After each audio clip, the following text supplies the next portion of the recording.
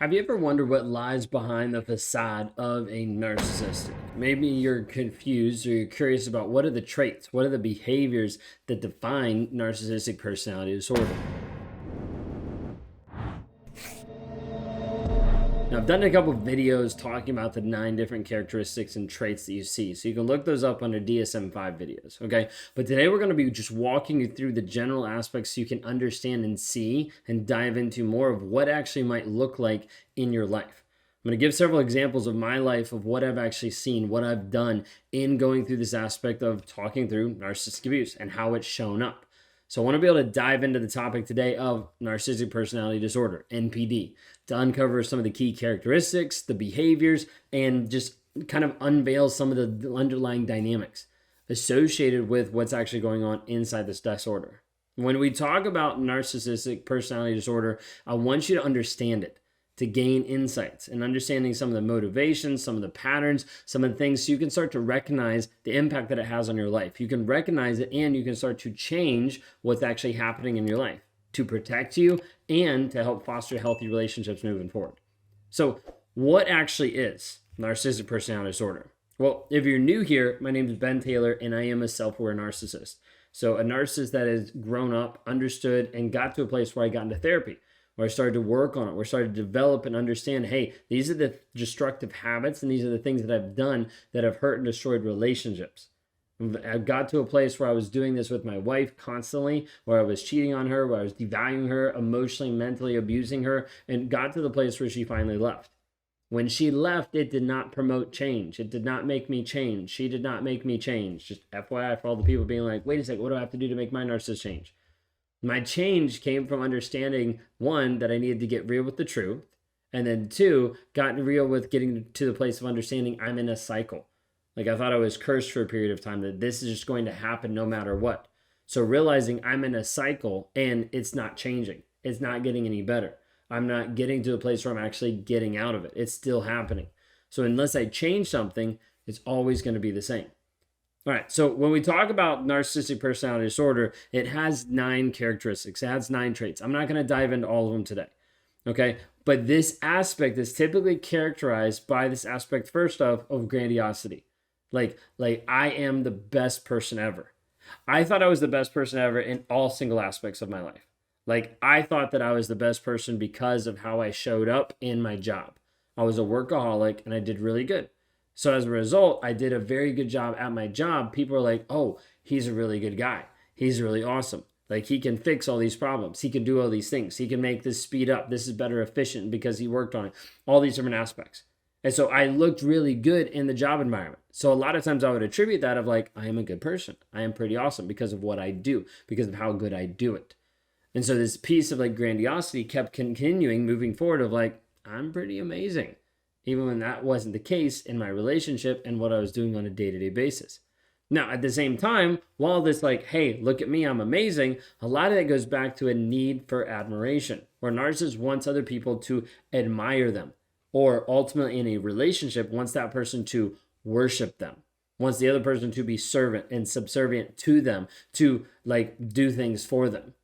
But when it comes to this aspect of admiration, like I want someone who actually appreciates and loves and is bowing down to me. That's really like the thought process. Admiration does a decent job, but in really a sense, it's like worship. Like a narcissist is someone who wants another person to worship them. Then you have this aspect of a lack of empathy. Now, this is typically like the go-to one. People are like, lack of empathy, you're a narcissist. It's not always the case. Okay, there's people on different scales on the autism scale that have autistic traits that do not have a great engagement with empathy. A lot of them have to learn more cognitive empathy of how to interact with other people. So not having empathy or a certain level of empathy doesn't necessarily make a person narcissistic. At the same time, there's a lot of narcissists out there that have levels of empathy, at least cognitive. Otherwise, they wouldn't have been able to get with you in such an emotional state. Also, the levels of cognitive empathy help the narcissist manipulate you even more, but they also keep the narcissist from being willing to actually engage honestly. Because if they actually see, hey, there's a problem here, hey, there's something that's happened, I'm unwilling to acknowledge it and deal with it, because if I do that, it's going to mean that I'm the bad guy. I don't want to be the bad guy because I'm the perfect one. I'm the good one. I'm the best in the room. Okay? Now, when we talk about this aspect of narcissism, like oftentimes the grandiosity, need for admiration, lack of empathy, those are like some of the high ones, okay? There's also the aspect of exaggerated self importance, constant desire for attention, for validation, and also the tendency to end up exploiting and manipulating other people. A lot of the traits of narcissism are abusive in nature. So a lot of people that are like narcissists aren't abusive, like you're stigmatizing people, you're saying, hey, they're going to be all abusive. It's like when you start to read the 9 narcissistic traits, like they're not put in a context and they're not put in a scenario that actually helps them promote healing, growth, change, and development. Like it doesn't actually promote you being the best version of yourself. It promotes bringing you down. It promotes abuse. It promotes this aspect of like, I'm going to be the best person regardless of who I have to step on along the way. So you might see the narcissist in your life constantly seeking admiration, attention, maybe not even from you, maybe from other women, maybe from the workplace, like inflating what they actually do of like, hey, I did amazing on this. And someone's like, you just had the idea, like you didn't even work on it. Inflating their achievements, their talents, having the sense of entitlement. And I'm entitled to you. I'm entitled to what I want. I can get what I want anytime. And oftentimes have this difficulty of actually empathizing with other people. So instead, everything is transactional. So let me exploit it. Let me actually do what I want in the relationship to get what I want out of it. So some of this aspect that you have to understand is narcissists are very much self-consumed. Now, when people hear this, they normally think self-consumed means they have this self-love. Not true. Okay? Narcissists typically hate themselves. But the difference is they're hiding behind a mask. They're hiding behind a different version of themselves to try to put to the whole society, this is me. I'm this great person that's put together. Oftentimes you'll feel the hatred towards you, which is oftentimes a projection of what they're actually viewing about themselves. When we talk about this aspect of self-love, it's the idea of how you actually take care of yourself, how you actually grow, how you actually have compassion for yourself, how that actually looks in reference to other people, of you moving into a place of certainty and confidence in your self-love. A narcissist doesn't care about themselves to that regard. They care about their mask, they care about their image, they care about their money, they care about what they're getting, but not necessarily, oh, I love myself. Okay? So when we dive into the aspect of understanding the traits and the behaviors with narcissism, it's helpful just to identify like, hey, these people are looking this way for this reason. Okay? Now, for me, like I did not have this aspect of like, oh, I love myself. I also didn't have this aspect of, hey, I'm going to do something to harm myself because I didn't want that to look bad to other people. Like I knew that would be frowned upon. So I'm like, I'm not going to do that because I don't want to look bad to other people. That's not self-love. That's not like, oh, let me take care of myself. That's self-love would be like, what do I need to change inside me to continue moving forward in a healthy way? Like when you see this in a narcissist, you're going to see lots of different red flags. A lot of insecurity that comes in narcissism, a lot of shame and guilt that narcissists are running away from to try to avoid the actual accountability of who they might actually be. So you're going to see this over and over and over where they typically end up exploiting you because they're looking just at transactions. Okay. One of the other aspects is just the impact that I want to talk about. The impact on you and the impact on the relationship and your personal well-being. Like understanding when you're with a narcissist and when this constant back and forth manipulation in different pieces, it starts to confuse you. Typically, this aspect is called gaslighting, where the narcissist is saying, hey, I didn't do this. And where you're like, yes, you did. I saw you did. No, yeah, I didn't do this. Like, you don't know what you're talking about. Like, you just have a bad memory.